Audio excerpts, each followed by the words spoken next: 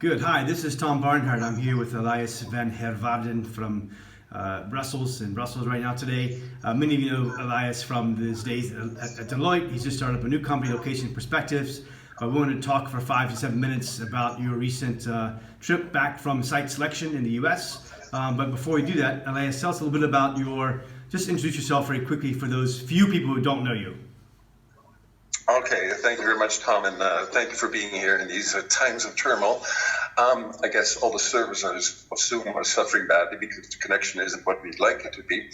But to return to the Site Selectors Guild, it's a guild that's been around for 10 years now. It has the 50 most professional site selectors globally, and we gather once a year, and we meet with a lot of people. The meetings take place in the US, and we had it just in Atlanta last week. Last week, in the middle of March, last week. Selectors.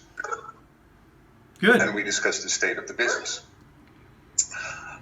Then, by way of introduction, indeed, I have been doing site selection for the last 30 years. The last 15 have been marked by a lot of work on shared services, global business services, doing it worldwide.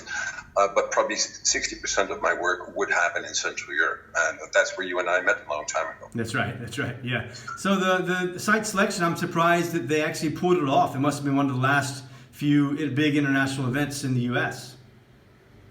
What was the mood there? Well, the mood was it was mixed. On one hand, these were professionals gathering, and for the last 2 years, we've seen an uptake in inbound investment into the US, which made a lot of happy people, of course. Then, of course, the global threat, the economic threat of COVID-19 was also a big topic for conversation. How would it impact? The mood was still positive. I wouldn't say optimistic, but positive. Okay. FDI globally has gone up in Asia, has gone up in the Americas. So people are positive, but they do realize, both the advisors as well as the economic development organizations that were there, that there will be delays. Some have it that if companies had been sitting on a pile of cash for the last couple of years, that cash will less be used for foreign expansions or greenfields, and probably to weather the current economic woes. Yeah.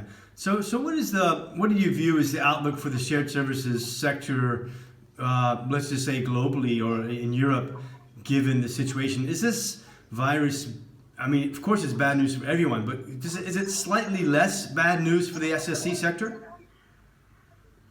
Well, I think it's a bit like flipping a dime, Tom. On one hand, what we are seeing is that there will be less money. So there will be an increased attention for maintaining costs or lowering costs. That will impact the front end of many businesses, but shared service centers alike. And indeed, already over the last years, I spoke to many people, including at these great meetings that you guys organize, and people were mentioning there's a lot of pressure on costs. So that will continue.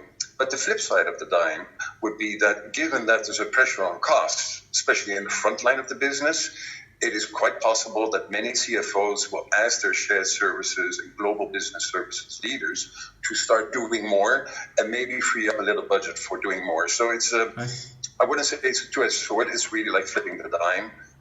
Overall, the shared service people I have been speaking to are moderately optimistic, because nobody really wants to be too enthusiastic in these current times. Right. So the cost, I mean, clearly you've got massive revenue disappearing on many large global corporations across many big sectors. I mean, it's obvious statement. So that then ought to mean the CFO is clearly under massive pressure. Everyone's under massive pressure to cut costs.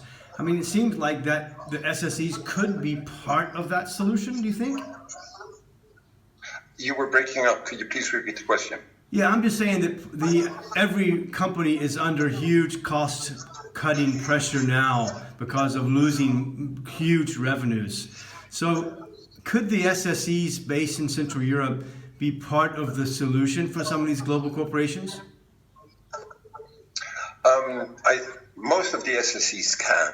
They are run by very smart entrepreneurial people who just want to do one thing: increase value and increase the service levels.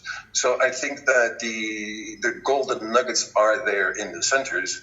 The big question is always relating to the us and them situation, us being the shared services community and them being the businesses we serve. Some companies really get it, and they see their shared services operation as a whole part of what it is they do, of a whole part of value creation, and they will allow their shared service centers to grow. But I know a fair number of shared services leaders are struggling with the fact that the big mother company does not really allow them to fully do what they can do. So are shared service centers in Central Europe part of the solution? I think they definitely have the potential. I know they have the potential. Whether they can really act on that solution capability all depends on the guys on the top. Think COOs, think CFOs. Okay. And in terms of actual action, you mentioned to me offline a couple of days ago that your new company, you've got some new potential deals coming down the pipeline pretty soon, that you're going to be actually pretty busy. So people are actually, do you think in the next few months, 6 months, people will actually be setting up new operations? Do you think that will somewhat continue? Yeah, well, Tom, I've been working in Big Four environments, Pricewaterhouse, Anderson, and Deloitte for 30 years, and it's been wonderful. So my big plan was when I left that cocoon environment, which is a beautiful cocoon, to start on my own, to deliver more service, to be more tailor-made with my clients. I thought January and February would be all about thinking through how am I going to do my business development.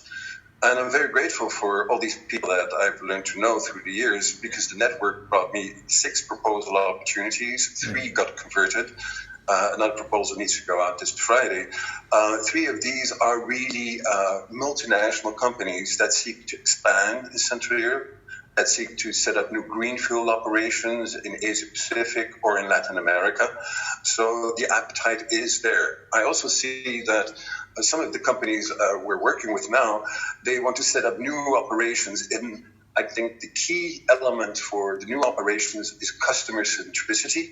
It is about language skills, it's about service, it's about empathic capabilities of the people that work in these centers. So I think that if I could just look at what our company is doing now, there is reason to be positive, and we will continue. We will survive the storm as a shared services community.